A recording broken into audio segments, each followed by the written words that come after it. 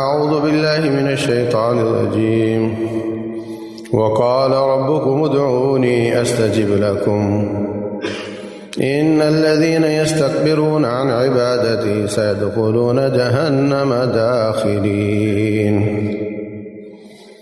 اور تمہارے رب نے فرمایا ہے مجھے پکارو میں تمہاری دعاؤں کو قبول کروں گا۔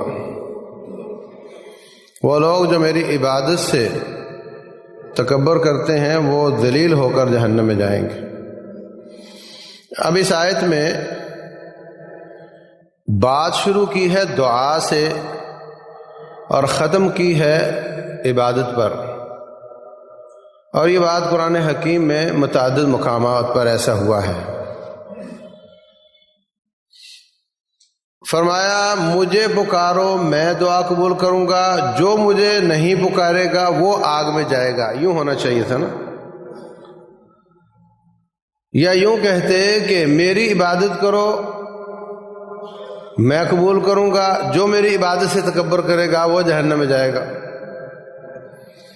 دونوں جگہ یا عبادت ہوتی یا دونوں جگہ پر دعا ہوتی، لیکن اللہ نے کیا فرمایا؟ ادعونی، مجھے پکارو دعا کرو، جو میری عبادت سے تکبر کرتے ہیں وہ جہنم میں جائیں گے۔ شروع دعا سے کی، بات کی انتہا عبادت سے کی، یہ ثابت کرنے کے لیے کہ دعا ہی عبادت ہے۔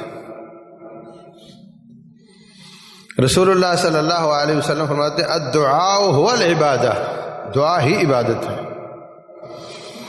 اور عبادت کی افضل ترین شکل اللہ کو پکارنا ہے۔ جتنا غیر اللہ کو پکارنے کا تذکرہ قرآن حکیم میں ہے، غیر اللہ کی عبادت ہے وہ۔ ایاک نعبد و ایاک نستعین، تیری ہی عبادت کرتے ہیں، تجھے ہی پکارتے ہیں مدد کے لیے، تو پکارنا عبادت ہے۔ جتنی عبادات ہیں یہ مانگنے مانگٹ اور بکاری کے بھیس ہیں۔ ایک شخص ہاتھ باندھ کر کھڑا ہے، تعریفیں کرتا جا رہا ہے، اس کی شکل بتاتی ہے کہ مانگ رہا ہے۔ ایک شخص سامنے آ کر جھک گیا ہے، ایک شخص ٹانگیں اوپر سر نیچے ماتھا زمین پر اور کہتا ہے سبحان ربی الاعلی، اللہ تو بلند ہے، میں نیچے تو اوپر ہے، میں ذلیل اور حقیر ہوں، تو عزت والا اور بلند ہے۔ اس کی شکل بتاتی ہے کہ مانگ رہا ہے۔ کفن پہن کر رب کے گھر کے چاروں طرف چکر لگاتا ہے، گرد چکر لگاتا ہے، یہ کچھ بھی نہ مانگے تو اس کی شکل بتاتی ہے کہ یہ مانگنے آیا ہے۔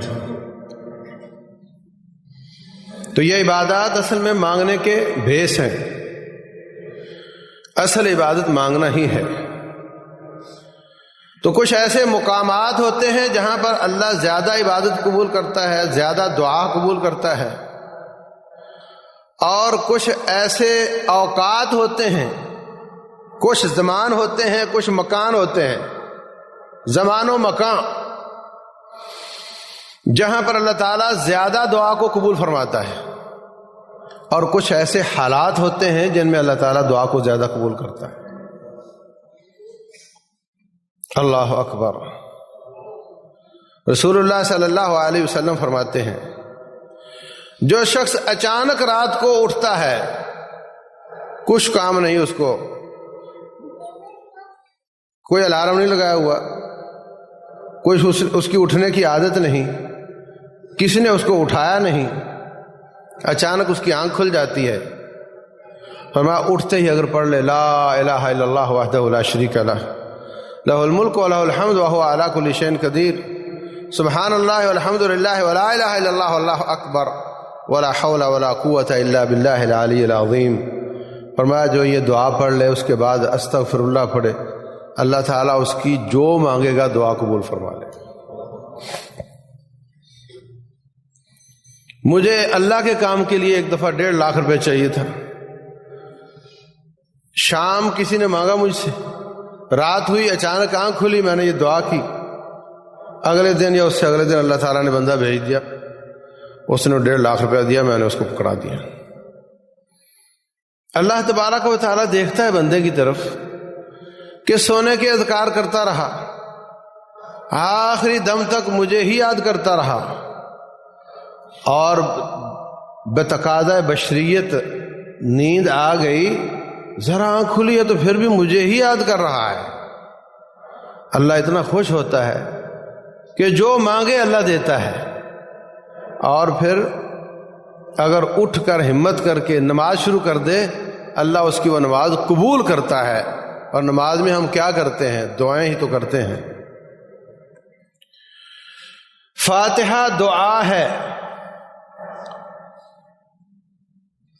دیکھو دعا دو طرح کی ہوتی ہے، ایک ثناء اور ایک دعا، دونوں دعائیں ہوتی ہیں۔ جو خالی کسی کی ثناء کرتا رہے، مانگے نہ، صرف تعریفیں کرتا رہے، یہ بھی مانگ ہی رہا ہوتا ہے۔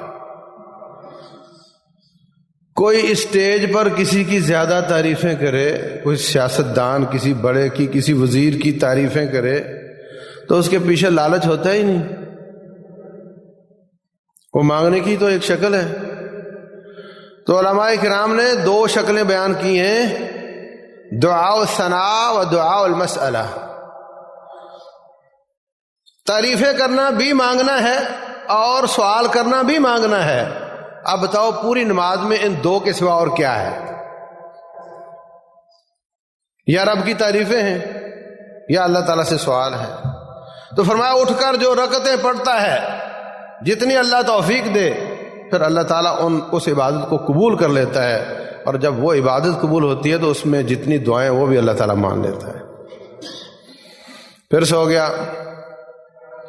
پھر اٹھا، اذان ہوئی، رسول اللہ صلی اللہ علیہ وسلم فرماتے ہیں اذان کے بعد اللہ تعالیٰ دعا خصوصی طور پہ قبول فرماتا ہے۔ اذان کے بعد دعا قبول ہوتی، اذان کا جواب دو۔ قد قامت الصلاۃ کی جگہ پر اقامت کے جواب میں قد قامت الصلاۃ ہی پڑھتے ہیں۔ الصلاۃ خیر من النوم کی جگہ پر الصلاۃ خیر من النوم ہی پڑھتے ہیں۔ اور اس کے بعد حی علی الصلاۃ حی علی الفلاح کی جگہ پر لا حول پڑھتے ہیں، قد قامت الصلاۃ کی جگہ پر قد قامت الصلاۃ ہی پڑھتے ہیں، اور الصلاۃ خیر من النوم کی جگہ پر الصلاۃ خیر من النوم ہی پڑھتے ہیں۔ نماز کی اذان کا جواب مکمل ہوا، درود پڑھا، درود کے بعد دعا کی۔ کیا دعا کی؟ وَابْعَثْ مَقَامًا مَحْمُودًا الَّذِي وَعَدتَّهُ، یا اللہ ہمارے پیارے حبیب محمد صلی اللہ علیہ وسلم کو قیامت والے دن مقام محمود عطا کرنا۔ اللہ اکبر۔ رسول اللہ صلی اللہ علیہ وسلم لوگوں کے ہدیے کا جواب ہدیے کے ساتھ دیتے تھے، دعا کا جواب دعا کے ساتھ دیتے تھے۔ تیرے اس احسان اور تیری اس دعا کا جواب وہ قیامت والے دن تیری سفارش کر کے دے گا۔ فرمایا اس کے لیے میری سفارش کی اجازت ہو جاتی ہے اللہ کی طرف سے۔ اور اس کے علاوہ جو بھی مانگو، عند النداء، اذان کے وقت کی ہوئی دعا اللہ تعالیٰ قبول فرماتا ہے۔ اذان کے بعد پھر اقامت ہوتی ہے۔ رسول اللہ صلی اللہ علیہ وسلم فرماتے ہیں اذان اور اقامت کے بیچ میں دعا رد نہیں ہوتی۔ تو اگر تھوڑی ہمت کر کے وقت پر چلا جائے، جا کر 2 رکعتیں ادا کرے، وہ بھی اذان اور اقامت کے بیچ میں ہوں گی، ان رکعتوں میں بھی دعائیں ہوں گی، وہ بھی اللہ قبول فرمائے گا۔ اور بعد میں جب تک نماز کھڑی نہیں ہوتی دعائیں کرتا رہے، وہ بھی اللہ قبول فرمائے گا۔ اور پھر فرمایا سجدے میں اللہ تعالیٰ دعا زیادہ قبول کرتا ہے۔ اقرب ما یکون العبد الی ربہ فی السجود فاکثروا فیہا من الدعاء فإنه کامن ان یستجاب لذلک، او کما قال علیہ الصلوۃ والسلام۔ فرمایا بندہ رب کے سب سے زیادہ قریب اس وقت ہوتا ہے جب وہ سجدے کی حالت میں ہوتا ہے، اس میں زیادہ زیادہ دعائیں کیا کرو، یہ اس لائق ہیں کہ ان کو اللہ تعالیٰ قبول کر لے۔ سجدے میں انسان ذلت کی حالت میں ہوتا ہے۔ آپ تو کارپٹ پہ سجدہ کرتے ہو، صحابہ اکرام مٹی پہ کرتے تھے، اور بارش ہو جاتی تو کیچڑ میں کرتے تھے۔ بتاؤ حالت کیا ہوتی ہوگی؟ کپڑے کیسے ہوتے ہوں گے، جسم کیسا ہوتا ہوگا، اور اس وقت جو منہ سے نکلتا ہوگا سبحان ربی الاعلی، میں خاک آلود ہو گیا، میری ناک مٹی میں مل گئی اور تو بلند و بالا ہے، پھر اللہ تعالیٰ دعا قبول کرتا ہے یا نہیں کرتا؟ تو فرمایا سجدے میں اللہ تعالیٰ کے بندہ زیادہ قریب ہوتا ہے۔ تو سجدہ کسی بھی نماز کا ہو، اس میں عربی زبان میں کوئی بھی دعا کی جا سکتی ہے۔ سبحان ربی الاعلیٰ 3 بار پڑھ لیا آپ نے، یا سبحانک اللہم ربنا وبحمدک اللہم اغفر لی، اس کی جگہ پر یہ آخری عمر میں نبی صلی اللہ علیہ وسلم پڑھا کرتے تھے۔ سبحان ربی الاعلیٰ اور سبحان ربی العظیم رکوع میں یہ کم از کم 3 دفعہ ہونا چاہیے، اور سبحانک اللہم ربنا وبحمدک اللہم اغفر لی کی کوئی تعداد نہیں آئی، 1 بار بھی کافی ہے۔ اس کے بعد آپ جو چاہیں عربی زبان میں دعائیں کریں اللہ تعالیٰ سے، اللہ اس کو قبول فرمائے گا۔ اور پھر اس کے بعد اگر روٹین میں بغیر نماز کے آپ ہاتھ اٹھا کر دعا کرتے ہیں، یہ بھی اچھی کیفیت ہے۔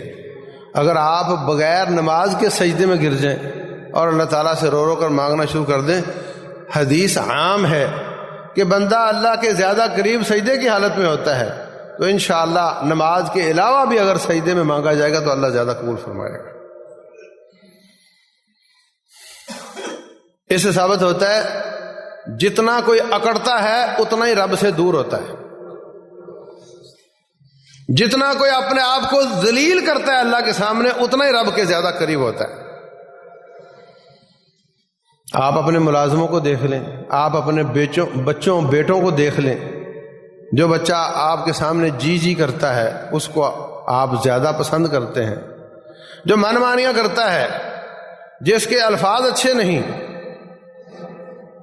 جو اکڑتا ہے، اس کے ساتھ آپ کی حمایت نہیں ہوتی، اس کی آپ بھی بات نہیں مانتے۔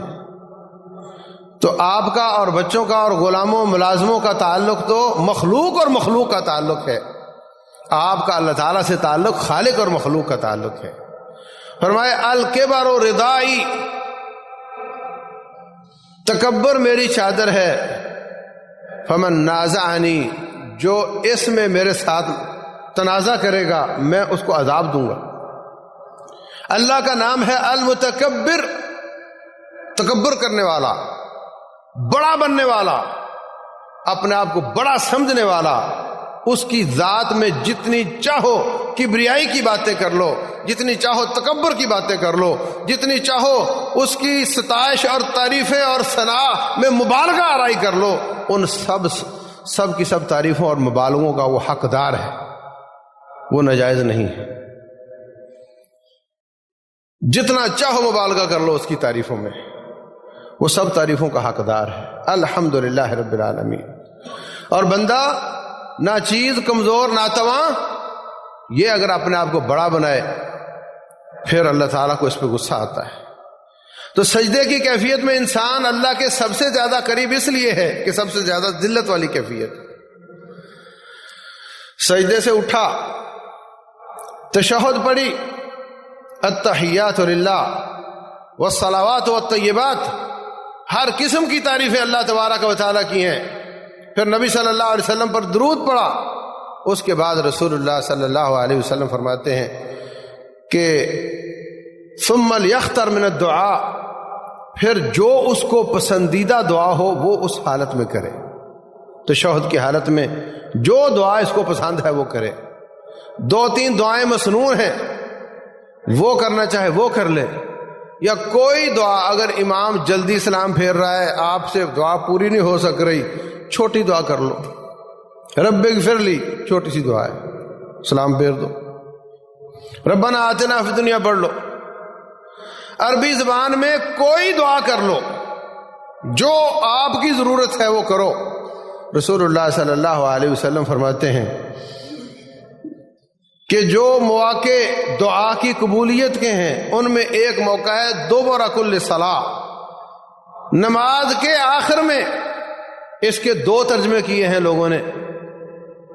ایک ترجمہ یہ کہ نماز کے آخر سے مراد تشہد ہے، اور ایک ترجمہ یہ ہے کہ سلام کے بعد جو دعا کی جائے وہ اللہ تعالیٰ زیادہ قبول کرتا ہے۔ تو دونوں ہی بہت اچھے مقامات ہیں۔ تشہد میں بھی لمبی دعائیں کریں اگر آپ اکیلے پڑھ رہے ہیں، اور سلام پھیرنے کے بعد بھی ہاتھ اٹھا کر دعا کریں، نہ اٹھا کر کریں، سجدے میں پڑھ کر کریں، جس کیفیت میں بھی آپ دعائیں کریں آپ کی دعا اللہ تعالیٰ قبول کرے گا۔ نمازوں کی تشہد اور نمازوں کے بعد یہ وہ مقامات ہیں جہاں اللہ تعالیٰ دعا زیادہ قبول فرماتا ہے۔ یہاں یہ بتاتا چلوں کہ فرض نمازوں کے بعد دعا کی جماعت کروانا، جمعے کے خطبے میں جماعت کروانا، عید کے بعد جماعت کروانا، دفن کے بعد میت کو دفن کرنے کے بعد جماعت کروانا، یہ دعا کی جماعت کروانا ثابت نہیں ہے۔ دعا کی جماعت کا مطلب یہ ہے کہ جب تک امام نہ جائے تم نہیں جا سکتے، یہ طریقہ درست نہیں۔ نماز کے بعد اگر امام چاہتا ہے وہ اپنی دعا کرے، آپ چاہتے ہو آپ بھی کرو، امام چھوٹی کرے آپ لمبی کر سکتے ہو، امام لمبی دعا کرتا ہے آپ چھوٹی کر کے جا سکتے ہو۔ جماعت کا تصور غلط تصور ہے۔ اور اگر ابھی تک آپ کے نماز کے بعد کے اذکار پورے نہیں ہوئے اور امام صاحب دعا کر رہے ہیں تو آپ مت کرو، آپ اپنے اذکار پہلے کرو۔ جو باتیں نبی صلی اللہ علیہ وسلم نے بتائی ہیں وہ زیادہ لائق ہے کہ ان کو پہلے کیا جائے۔ اور جو شخص نماز کے فوراً بعد دعا کی جماعت کروا لیتے ہیں اس کے بعد وہ اذکار کوئی بھی نہیں کرتا، نکل جاتے ہیں سب لوگ۔ اس دعا کو چھٹی کی گھنٹی سمجھتے ہیں کہ اس کے بعد چھٹی آپ جا سکتے ہیں، اور یہ نحوست ہوتی ہے کسی بھی بدعت کی کہ جب وہ آتی ہے تو اسلام کا کوئی نہ کوئی ٹکڑا وہاں سے ضائع ہو جاتا ہے۔ یہ مکمل دیوار بنی ہوئی ہے، اگر میں کہوں اس میں ایک اینٹ میری لگا دو تو پہلے لگی ہوئی اینٹ نکالنی پڑے گی، اس کے بعد میری لگے گی۔ اسلام میں جو بھی اپنی اینٹ لگاتا ہے پہلے اسلام کی اینٹ نکالتا ہے پھر اپنی لگاتا ہے۔ تو جو شخص دعا کی جماعت کو لازم سمجھتا ہے اور جو نماز کے بعد دعا کی جماعت میں شامل نہ ہو اس پر کراہت کرتا ہے، غصہ کرتا ہے، وہ نماز کے بعد کے اذکار کا قاتل ہے۔ آپ تجربہ کر کے دیکھ لو، نماز کے فوراً بعد دعا کر لو، اب جاؤ، اذکار نہیں ہوتے وہاں الا ماشاء اللہ۔ اس لیے یہ بالکل اخلاص والی بات نظر نہیں آتی کہ امام صاحب کو اللہ سے مانگنے کی ضرورت ہے تو میں بھی مانگوں، اس کو ضرورت نہیں تو مجھے بھی ضرورت نہیں، پھر جو اس کو ضرورت ہے وہی مجھے ضرورت ہے۔ ہر ایک کی اپنی اپنی حاجت ہے۔ اب جلدی جلدی ہاتھ اٹھاؤ اور 3 4 10 سیکنڈ، اور اس کو معلوم نہیں کیا چاہیے اور آپ کو کیا چاہیے، بس ٹھیک ہے جو تمہیں چاہیے وہی مجھے چاہیے، اور بعد میں اٹھ کر چلے جانا، یہ طریقہ درست نہیں، اور پاک و ہند کے سوا پوری دنیا میں کہیں نہیں ہے۔ نمازوں کے بعد دعا کی جماعت کروانا، درسوں کے بعد دعا کی جماعت کروانا، میت کو دفن کرنے کے بعد فرمایا اسأل اللہ لہ التثبیت، اس میت کے لیے اللہ تعالیٰ سے ثابت قدمی کی دعا کرو۔ اس سے ابھی سوال کیا جا رہا ہے، وہاں پر کھڑے رہو، وہاں پر دعائیں کرو اس کے لیے۔ ایک امام ہو باقی آمین کہہ رہے ہو، یہ کیفیت نہ بناؤ، کوشش کرو قبلہ رخ ہو جاؤ سارے، اس کے لیے ثابت قدمی کی دعا کرو۔ حضرت عمر بن عاص رضی اللہ تعالیٰ عنہ اپنی اولاد سے کہتے ہیں جب میں فوت ہو جاؤں دفن کرنے کے بعد اتنی دیر میری قبر پر رہنا جتنی دیر اونٹ ذبح ہو کر کٹ کر تقسیم ہو جاتا ہے، تاکہ جب مجھے فرشتے سوال جواب کریں تو مجھے احساس ہو کہ میں اپنے بچوں میں بیٹھا ہوں۔ حتی استانس بکم، میں آپ لوگوں سے مانوس ہوں گا، میں اکیلا فیل نہیں کروں گا۔ یہ نبی صلی اللہ علیہ وسلم کی حدیث نہیں ہے، یہ حضرت عمر بن عاص رضی اللہ عنہ کا ذاتی فعل ہے، کوئی کرنا چاہے کر سکتا ہے۔ بچے اس کے جو خیر خواہ ہیں وہ زیادہ دیر وہاں رہیں، اس کے لیے ثابت قدمی کی دعا کرتے رہیں، لیکن یہ طریقہ کہ وہ فوراً ایک رسم سی ہے، سب لوگوں نے دعا کرنی ہے پھر سب نے جانا ہے، جو خیر خواہ وہ زیادہ دیر رہے، جو جلدی ہے جس کو کام ہے وہ جلدی جا سکتا ہے۔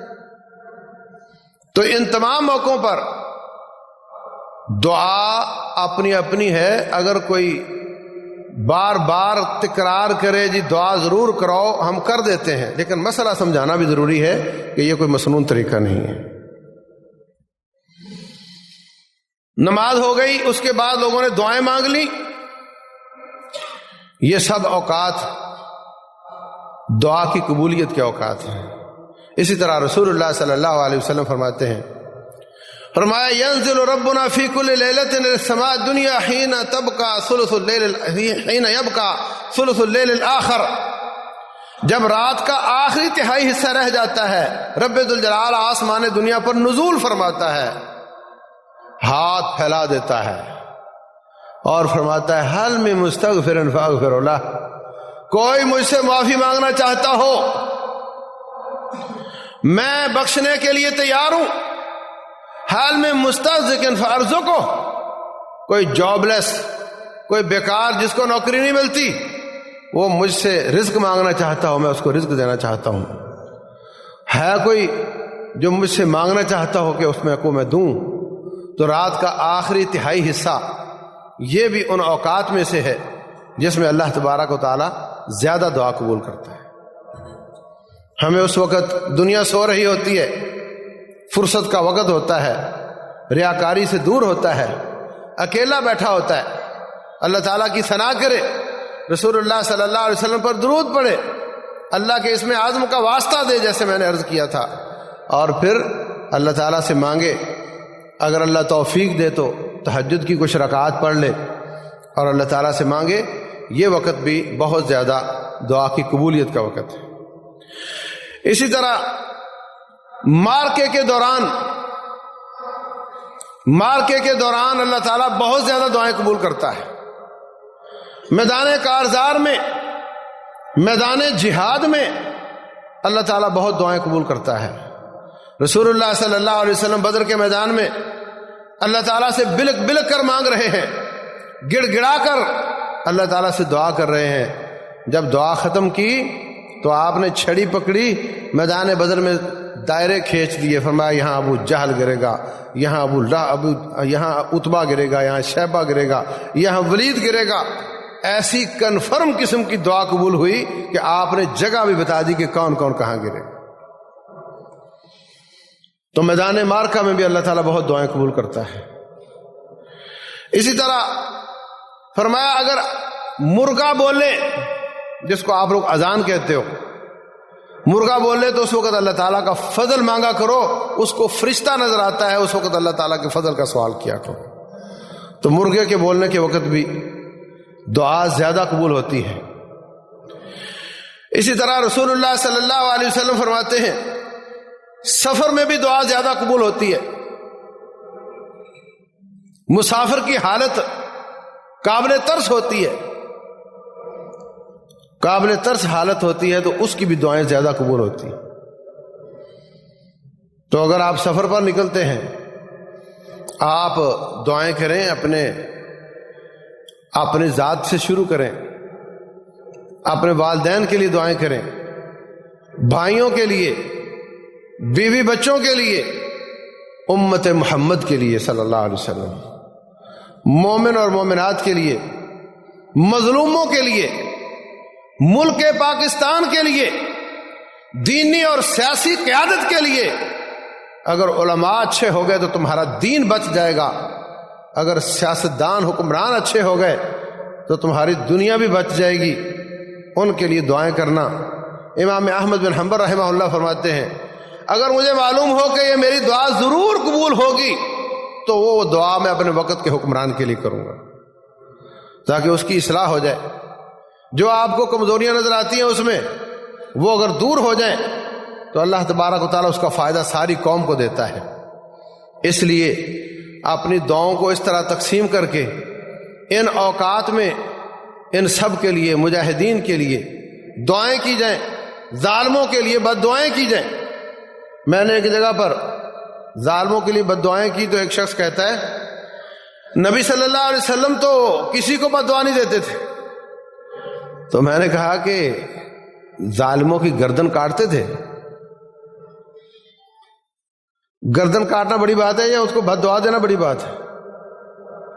یہ الگ بات ہے کہ آپ قنوت کرتے تھے جس میں ظالم کافروں کے لیے بد دعائیں ہوتی تھی، لیکن جس کی گردن کاٹی جا سکتی ہے اس کو برا نہیں کہا جا سکتا، اس کے لیے بد دعا نہیں ہو سکتی۔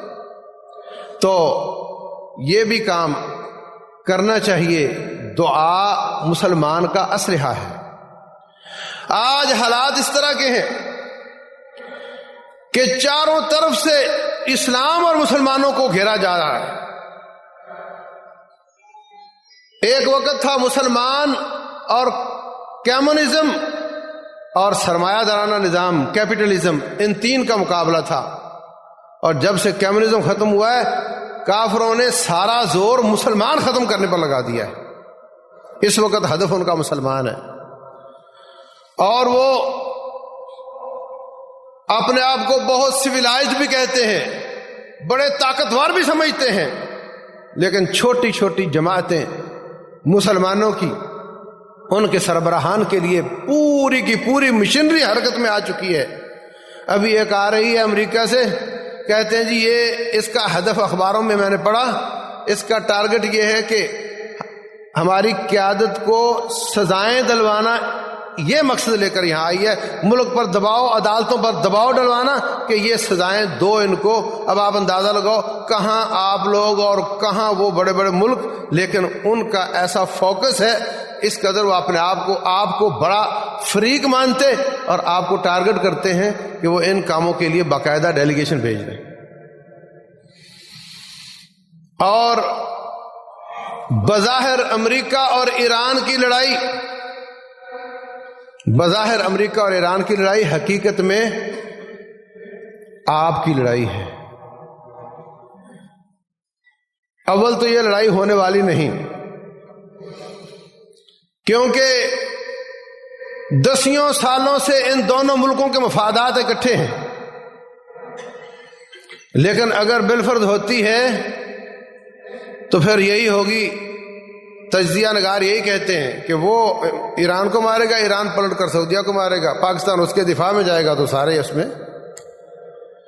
اس کی لڑائی کی زد میں آ جائیں گے۔ اور پھر اس کے بعد کیا ہوگا؟ ملک کے اندر فرقہ واری شروع ہو سکتی ہے۔ اس کا الٹیمیٹ نتیجہ کیا ہوگا کہ وہ چاہیں گے کہ سی پیک کس طرح سرے نہ چڑھے، سی پیک نہ مکمل ہو، سب لڑائیاں، سب حرکتیں، سب کوششیں کاوشیں اس کام کے لیے ہیں۔ تو یہ بھی ہمارا ہی گھیرا تنگ کیا جا رہا ہے۔ جب حالات اس طرح کے ہوں تو پھر ہمیں ساری ساری رات نیند کیوں آتی ہے؟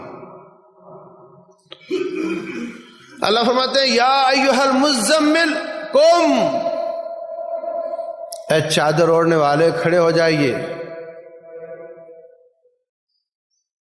یا ایھا المدثر قم فانذر، یا ایھا المزمل قم اللیل الا قلیلا، رات کے وقت قیام کیا کر، تھوڑا قیام نہ کر، زیادہ رات قیام کیا کر، نصفہ یا آدھی رات قیام کر، او انقص منہ قلیلا، یا تھوڑا اس سے بھی کم کر لے، یعنی یا آدھی سے تھوڑا کم یا آدھی سے تھوڑا زیادہ۔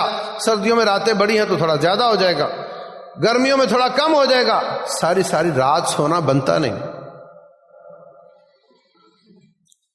اٹھ اٹھ کر اللہ تعالیٰ سے دعائیں کریں۔ یہ ساری مصیبتیں، یہ سارے حالات، اس کا ڈائریکٹ اثر ہماری ذاتی زندگی پر بھی ہوگا۔ $1 کو انہوں نے مہنگا کر کے پورے ملک کی مہنگائی اور ہر چیز کا ریٹ ڈبل کر دیا تقریباً۔ اور اگر یہ لڑائی اللہ نہ کرے ہوتی ہے، اس کے بعد تیل مہنگا ہوتا ہے، تو اس کے بعد ہر شخص کے اوپر زد پڑے گی نہیں پڑے گی؟ اگر ہماری ذات پر زد نہیں بھی پڑتی تو کیا ہمیں ان مسلمانوں کے مسئلے کو اپنا نہیں سمجھنا چاہیے؟ ان کے مسئلے کو اپنا سمجھو گے تو اللہ تعالی ہمارے مسائل حل کرے گا۔ ہمیں دعائیں کرنی چاہیے۔ تو عزیز بھائیوں، اسی طرح رسول اللہ صلی اللہ علیہ وسلم فرماتے ہیں مومنوں کے لیے دعا کرے گا، من استغفر للمؤمنین والمؤمنات فلہ لکل مؤمن حسنہ. اس روایت کو بعض نے کمزور کہا ہے، البانی صاحب نے اس کو حسن کہا ہے. فرمایا جو شخص یہ کہتا ہے یا اللہ تمام مومن اور مومنات کو معاف کر دے، تو جتنے مومن اور مرد اور عورتیں اس وقت موجود ہیں اللہ تبارک و تعالی ہر ایک کی تعداد کے بدلے اس کو نیکی عطا فرمائے گا. اگر وہ 1 ارب ہیں تو ان کو 1 ارب نیکی ملے گی. تو ہمیں ان کے لیے دعائیں کرنی چاہیے. اور مزے کی بات یہ ہے کہ آپ مومن کے لیے دعا کریں، اللہ کے فرشتے تیرے لیے دعا کرتے ہیں. فرمایا رسول اللہ صلی اللہ علیہ وسلم نے جو کسی مومن کی غیر موجودگی میں اس کے لیے دعائیں کرتا ہے، اللہ کا فرشتہ کہتا ہے آمین، اور ساتھ کہتا ہے تیرے لیے بھی اللہ ایسی ہی دعا قبول فرمائے. تو گناہ گار کسی کے لیے دعا کر، تیرے لیے نیکوکار فرشتہ دعا کرے گا. یہ بھی اچھا موقع ہے دعا کی قبولیت کا. اگر ہم چاہتے ہیں ہماری دعائیں قبول ہوں تو ہمیں دوسروں کے لیے دعائیں کرنی چاہیے.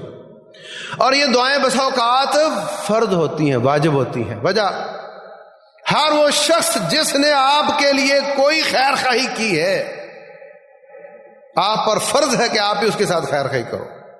ہے یا نہیں؟ حال جزاء الاحسان الا الاحسان. ہر وہ شخص جس نے آپ کے ساتھ خیر خواہی کی ہے، آپ کے والدین نے ساری زندگی آپ کے ساتھ خیر خواہی کی ہے، آپ ساری زندگی ان کے لیے دعائیں کریں تب بھی ان کا حق ادا نہیں ہوتا. تو یہ دعائیں فرض ہیں، ورنہ آپ اس کے حق کو کھانے والے ہوگے، حق ادا کرنے والے نہیں ہوگے. اگر آپ کسی سے نصیحت سنتے ہیں، خیر کی بات سنتے ہیں، اس نے آپ کے ساتھ خیر کی ہے، اور سننے والے سارے سنانے والے کو اس کا بدلہ کس شکل میں دے سکتے ہیں؟ ہے کوئی شکل؟ انٹرنیٹ پر، یوٹیوب پر، پتہ نہیں کہاں کہاں، جہاں بھی آپ کوئی خیر کی بات سنتے ہیں، اب آپ کے پر فرض ہو جاتا ہے کہ آپ اس کا بدلہ دیں. کیسے دو گے؟ کوئی شکل ہے؟ ایک ہی شکل ہے، آپ اس کے لیے دعائیں کریں. رسول اللہ صلی اللہ علیہ وسلم فرماتے ہیں من سنع الیہ معروفا فلیکافئہ، جس کے ساتھ نیکی کی جائے اس کو اس کا بدلہ دینا چاہیے. فإن لم یجد ما یکافئہ فلیدع لہ، اگر وہ اس کا بدلہ نہ دے سکتا ہو تو اس کے لیے دعائیں کریں. اور بہترین دعا اس کے لیے کہ اللہ تعالیٰ تجھے اس کا احسن بدلہ دے، جزاک اللہ خیرا. تو ہمیں اس حساب سے بھی معلوم نہیں ہم پر کس کس کا احسان ہے. ہم گاڑی چلا رہے ہیں، روڈ کس نے بنایا؟ ہمارے لیے. ہم کپڑا پہنتے ہیں، کپڑا ہمارے لیے کس نے بنایا؟ ہم دانا کھاتے ہیں، دانے ہمارے لیے کس نے اگائے؟ نہ جانے ہم پر کس کس کے احسان ہے. تو ہمیں سب مسلمانوں کے لیے دعائیں کرنی چاہیے. اور اللہ کا فضل دیکھو، الٹا ہر مسلمان کے لیے دعا کرنے کا اجر پھر ہمیں واپس مل رہا ہوتا. اور یاد رکھو دعا احسان کا بدلہ ہوتا ہے.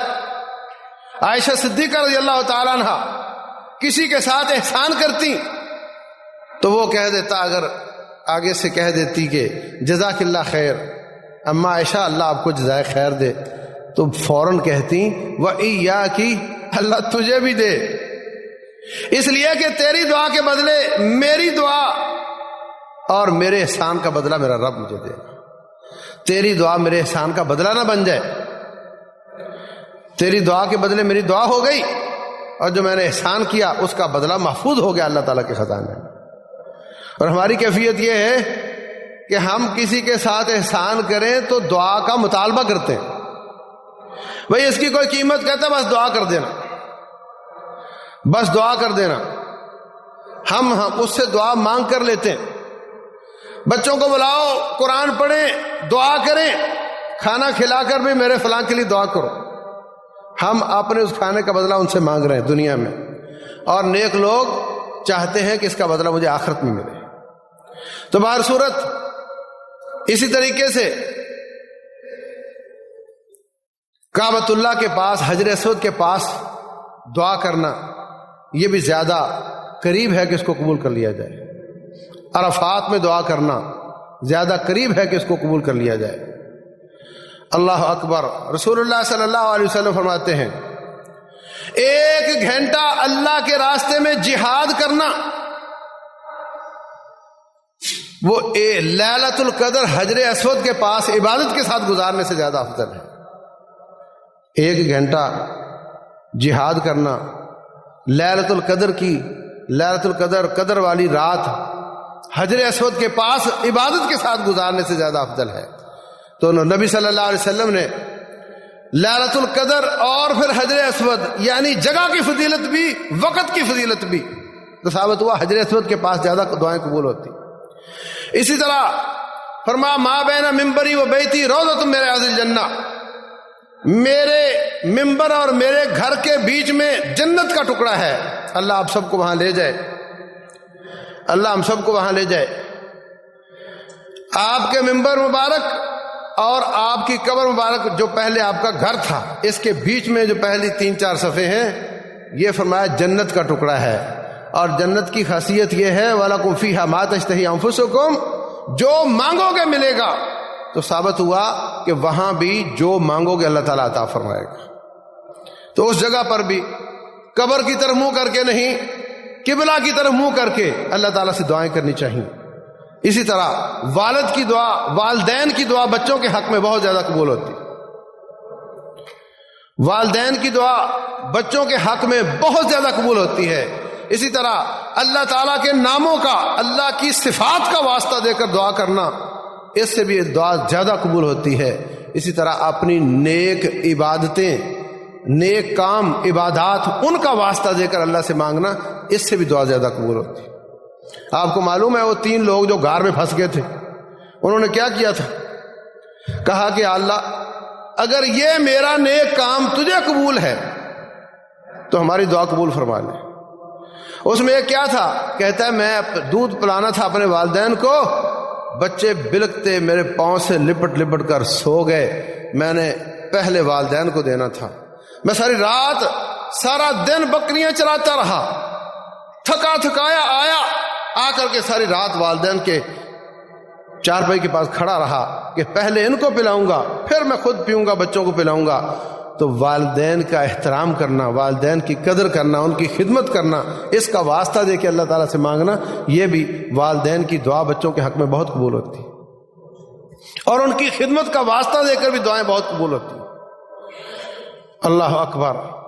تو میرے عزیز بھائیوں، رب ذوالجلال والاکرام تو مائل بے کرم ہے، کوئی سائل ہی نہیں، راہ دکھلاویں کسے راہ روے منزل ہی نہیں۔ مظلوم کی دعا کافر بھی ہو تو بہت زیادہ قبول ہوتی۔ کسی پہ ظلم ہوا ہے، دل کو چوٹ لگی ہے، اب زبان سنبھال کر بولو۔ بس اوقات والدین کو بچے تنگ کرتے ہیں، دل کو چوٹ لگتی ہے، جو منہ سے نکلے گا اچھا تو اچھا، برا تو برا قبول ہو جائے گا۔ اسی طرح جمعے والے دن عصر سے لے کر مغرب تک کا وقت، اس میں دعائیں بہت زیادہ قبول ہوتی۔ رسول اللہ صلی اللہ علیہ وسلم فرماتے ہیں جمعے والے دن ایک گھڑی ہے، اس میں جو بندہ رب سے مانگے اللہ قبول فرما لیتا۔ تو عصر سے لے کر مغرب تک ہمیں اللہ سے دعائیں کرنی چاہیے، اللہ تعالیٰ سے دعائیں کرنی چاہیے۔ اس وقت بھی اللہ تعالیٰ بہت زیادہ دعائیں قبول کرتا ہے۔ تو وہ تو بہت سننے والا ہے، بہت دعائیں قبول کرنے والا ہے، ہم ہی سست ہیں کہ اس سے مانگتے نہیں، ہم ہی ہیں جو مایوس ہو جاتے ہیں۔ اللہ تبارک و تعالیٰ ایسی ذات ہے، دنیا والوں سے مانگو تو وہ پریشان ہوتے ہیں، پھر آ گیا ہے یہ کچھ لینے ہی آیا ہوگا، اس کو بولو گھر میں نہیں ہے۔